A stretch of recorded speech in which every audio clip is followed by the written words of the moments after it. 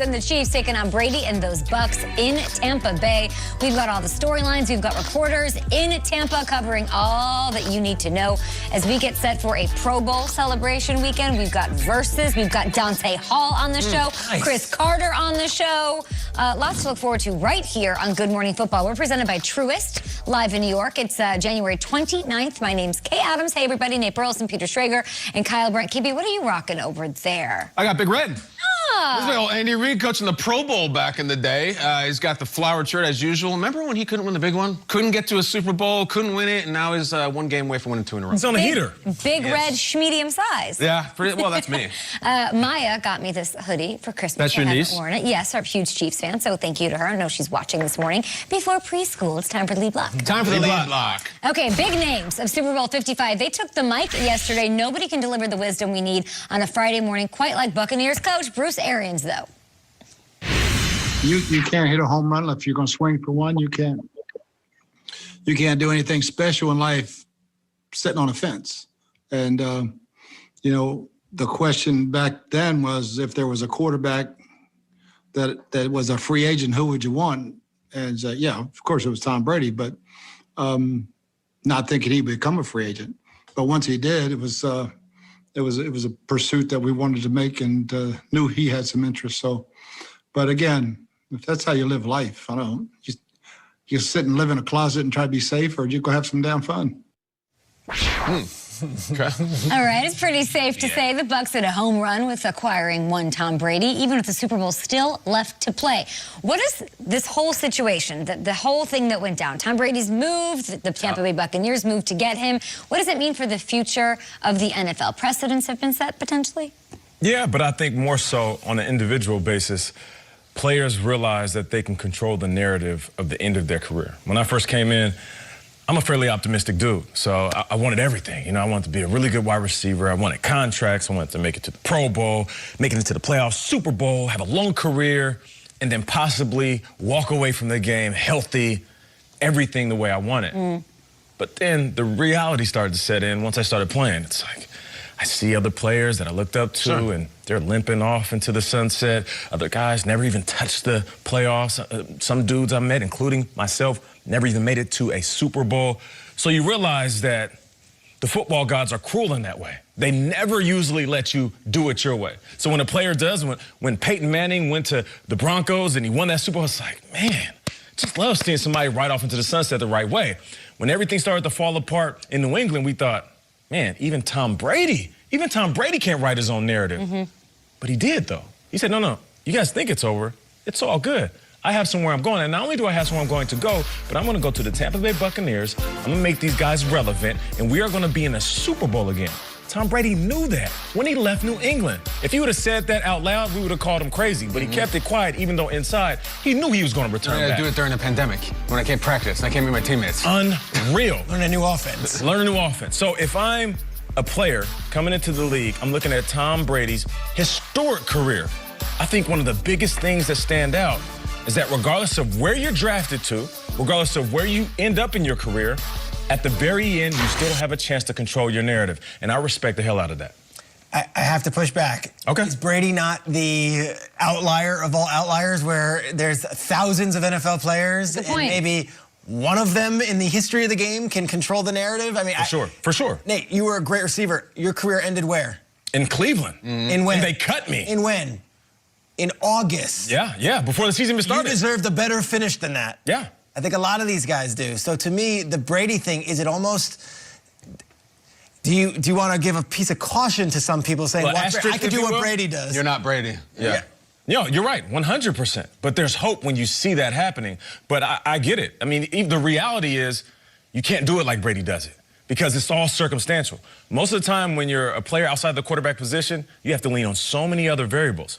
Brady controlled the narrative because he literally controls the game. He's touching the ball every play. Yeah. But I agree with you, though. No, and I was saying it because it leads to my next point where it's like teams are the same way.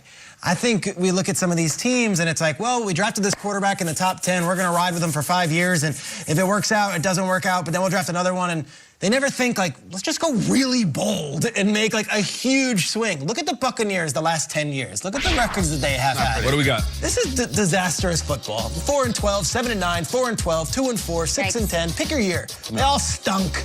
They were a terrible franchise last decade. Josh Freeman is the quarterback. Josh Freeman, it was Josh McCown, then it was the Jameis years. And even at this point last year, we were like, look, Jameis threw 30 touchdowns. You might want to knock him for his picks, but like, how do you not bring back Jameis? At least franchise him, do a bridge contract, figure it out. What's your option? What's your other? The other option, and then I would hear throughout the combine, I remember being at a table with an executive being like, I hear Tampa's going for Teddy Bridgewater and they're going all in. And it's like, okay. Huh. Go for Tom Brady. Like, I look at these teams, and there's so many of them, whether it be Chicago or the Jets or the Rams or the 49ers. The window's this small. Like, if you can get a superstar, swing. Go swing. Arian said it best. You don't live life in a closet. And if you're an NFL general manager, you've been working your entire life to get to that point where you can make those decisions. And Jason Light, the GM of the Buccaneers, he's already on to his third head coach. He's like, you know what? Screw it. Let's go all in. And let's try to get Tom Brady. They got him, and it worked out. It's a lesson for all these teams. It's okay to swing. You don't need to just be saddled with the quarterback you drafted in the top 5 because you drafted him in the top 5. It's okay to move on, and it's okay to make a big play. I love the aggressive nature of the Buccaneers, not just with Brady, but then saying, Antonio Brown? Sure, we'll go with him. Fournette? Fine, let's do it. And then the last one is, of course, Gronk saying, come out of retirement. We'll make it happen. I love the aggressive way they built this team, and it's paying off. Shakes, I feel like you're talking about another team in the NFL. There could be a few other teams. I know, and we'll get to those. Maybe it's true. Every NFL player that I know talk about this is always really jealous of the NBA and the way that the players can just leave. And they can just bring all their money, and they're gone, and I want to be on this team, They want to do that so badly. And I think there's a sense that Tom Brady kind of just did that in a way. Like, there is a kind of person who is going to want to do what Nate's talking about. Like, Brady, I want to do what Brady did. And there's definitely a danger in it, in the sense that, like, your best friend gets out of a marriage and all of a sudden he's got a new wife or a new husband or whatever it is, and they're all over Facebook and they look so happy. Brady looked really happy this year. And I think there's a certain type. It is the person on the back nine of his career who's made a ton of money, who maybe he hasn't done the things he wants to do and wants to do that. And I look at someone like Matt Ryan. Is Matt Ryan ever getting back to the Super Bowl? I don't know, probably not. He's got a lot of business to prove. Does he want to just play the whole year in Atlanta? And I look at Rodgers. How can Rodgers, and we've had a few days to chew on this, how can Rodgers not think about changing locales when he was beaten by the guy who changed locales? As he's sitting there, Brady came in and is like, I got my new team, Rodgers. This is still the same old team you're with. I'm going to smack them around for a while, and they don't even draft to help you. So I think there's going to be some people who try to chase the Brady plan, and there's definitely going to be people who do it and fall on their face miserably. Like, don't go chasing Bradys. Don't go chasing goats, because you will get destroyed. However, the impact on the league, I think there's going to be guys who say, hold on, Brady made a power move, said, screw it, I'm out of here, I'm an icon, and I don't care, and now he's in the Super Bowl. I want to do that. Call my agent and tell them that. I don't think this is the last one. I don't. It normalizes it a little bit for Aaron. I mean, we heard Aaron Rodgers say it's always been my dream to play for the same franchise. Like, when you're a kid, that's what you look at.